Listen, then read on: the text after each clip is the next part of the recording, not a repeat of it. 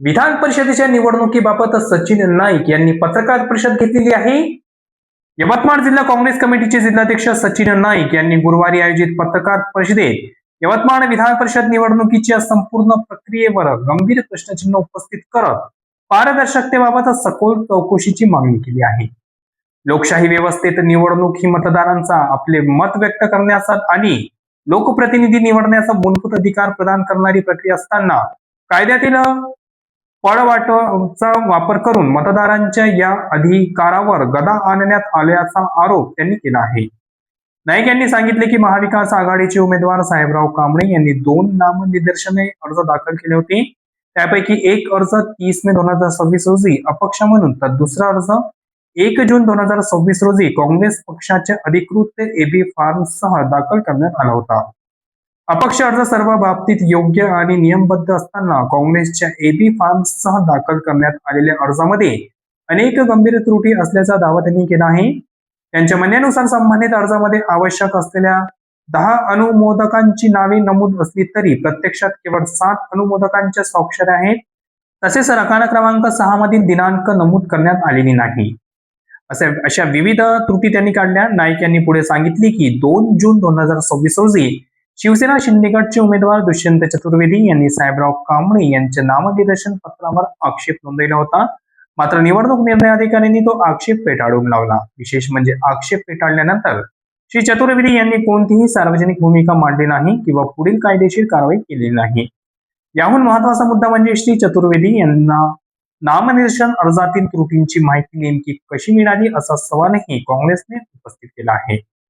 पत्रकार परिषदेत बोलताना नाईक यांनी सत्ताधारी पक्ष निवडणूक प्रक्रिया हायजॅक करत आहेत की काय, लोकशाही व्यवस्थेची थट्टा होत आहेत की काय, पक्षाशी आणि लोकशाहीशी प्रामाणिक राहू न शकणाऱ्या व्यक्तींना पालकमंत्री आपल्या पक्षात प्रवेश देऊ संरक्षण देत आहेत काय, असे प्रश्न उपस्थित असल्याचे सांगितले.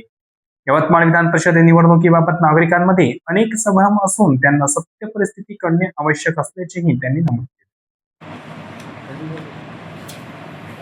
ही निवडणूक प्रक्रिया ही लोकशाहीचा आत्मा आहे आणि त्या संदर्भात समाजामध्ये विस्तारित चर्चा होणं हे अत्यंत आवश्यक आहे. म्हणून मी या ठिकाणी आपल्याला बोलवलेलं आहे.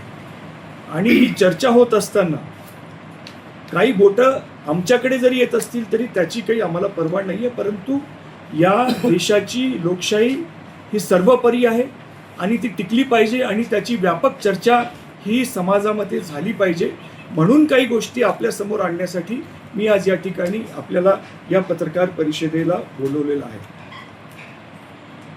साहेबराव कांबळे यांनी 2 अर्ज भरले. एक अर्ज 30 तारखेला भरला आणि एक अर्ज 1 तारखेला भरला.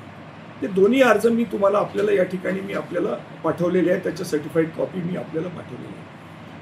30 तारखेला जो साहेबराव कांबळे यांनी जो अर्ज केला होता तो अपक्ष होता. त्याच्यामध्ये 10 सूचक होते. ज्या नॉमिनेशनच्या ज्या फॉर्मॅलिटीज आहेत त्या परिपूर्ण होत्या आणि तो फॉर्म जो आहे तो व्हॅलिड होता आणि ती व्हॅलिडिटी त्याची झालेली आहे. जो साहेबराव कांबळे यांनी जो दुसरा फॉर्म सादर केला पक्षाच्या एबी फॉर्म सोबत, त्या नामनिर्देशन पत्रामध्ये अनेक त्रुटी आहेत. त्याच्यामध्ये 10 प्रपोजर असायला पाहिजे, त्यांच्या 10 लोकांच्या स्वाक्षऱ्या असायला पाहिजे आणि त्या 10 लोकांच्या ज्या डेट्स ऑफ वोटर लिस्टच्या आहेत त्या असायला पाहिजे. त्याच्यामध्ये 10 लोकांची नावं आहेत, 7 लोकांच्या स्वाक्षऱ्या आहेत, 3 लोकांची स्वाक्षरी नाही आणि कॉलम 6 मध्ये डेट कुठंच मेन्शन केलेली नाही. दुसरी बाब अशी की त्यांनी एकही हस्ताक्षर केलेलं नाही.